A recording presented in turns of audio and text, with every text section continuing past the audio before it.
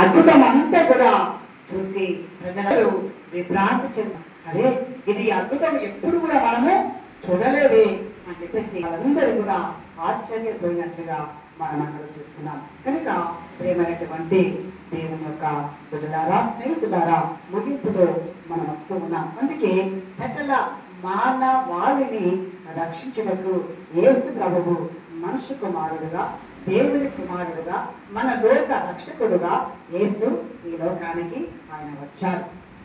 అందుకే మొదటి యోహాను రాసిన పత్రిక 2వ అధ్యాయము 2లో మనం చూస్తే ఆయన శాంతి మూర్తిగా ఆయన ఉన్నాడు. అంటే పాపములను మన్నించే దాతగా ఆయన ఉన్నాడు. కనుక మన యొక్క పాపములన్నింటినీ ఆయన క్షమిస్తున్నారు. అందుకే యెషయా గ్రంథము 53వ అధ్యాయము 7లో మనం చూస్తే ఆయన పొందిన దెబ్బల చేత మనకు స్వస్థత కలిగాను, మన అతిక్రమములను ఆయన భరించను అని చెప్పేసి మనం జ్ఞాపకం చేసుకున్నాం. కనుక మన పాపములన్నిటినీ మనకు రావాల్సిన శిక్ష తన మీద వేసుకొని మనకు పాప క్షమాపణ, విడుదల కలగజేసి శారీరకమైన స్వస్థత, మానసికమైన స్వస్థత, ఆధ్యాత్మికమైన స్వస్థత ప్రభు మనకు దయచేస్తున్నారు.